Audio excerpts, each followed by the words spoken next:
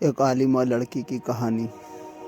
ایک شخص کا رشتہ ایک عالمہ عورت سے طے ہوا اور اس نے شادی کر لی۔ بعد میں اس عورت نے کہا، ہم شریعت کے مطابق زندگی بسر کریں گے۔ وہ شخص اس بات سے بہت خوش ہوا کہ باقی زندگی بیوی کی برکت سے شریعت کے مطابق گزرے گی۔ کچھ دنوں بعد بیوی نے کہا کہ دیکھو، ہم نے گھر میں شریعت کے مطابق زندگی گزارنے کا عہد کیا تھا اور شریعت میں بیوی پر ساس اور سسر کی خدمت واجب نہیں، اور شریعت کے مطابق خاوند کو اپنی بیوی کے لیے علیحدہ گھر کا انتظام کرنا ہوتا ہے، لہٰذا میرے لیے علیحدہ گھر لے لو۔ وہ شخص بڑا پریشان ہوا۔ علیحدہ گھر لینا کوئی بڑی بات نہیں، پر میرے بوڑھے والدین کا کیا ہوگا؟ اس پریشانی میں وہ مفتی صاحب کے پاس گیا اور اپنا مسئلہ ان کو پیش کیا۔ مفتی صاحب نے کہا، بھائی، تمہاری بیوی بات تو ٹھیک کرتی ہے۔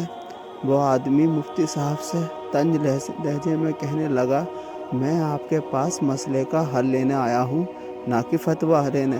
مفتی صاحب نے مسکراتے ہوئے کہا، ایک طریقہ ہے، اپنی بیوی سے کہو، شریعت کے مطابق میں دوسرا نکاح کر رہا ہوں، میں اور وہ میرے والدین کے ساتھ رہیں گے اور وہ ان کی خدمت بھی کرے گی۔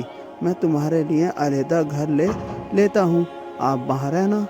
اس نے گھر آ کر اپنی بیوی سے یہ بات بتائی تو وہ سٹپٹا ہو گئی اور بولی، دفع کرو دوسری شادی کو، میں ادھر ہی رہوں گی، اور آپ کے والدین میرے بھی والدین ہیں اور ان کی خدمت اکرام مسلم بھی ہے۔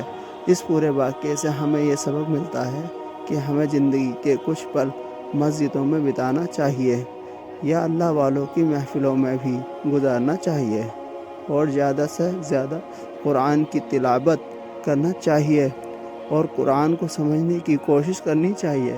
بے شک قرآن پڑھنے سے علم میں اضافہ ہوتا ہے، کیونکہ دنیا میں کوئی ایسا مسئلہ نہیں ہے جو موجود نہیں ہے۔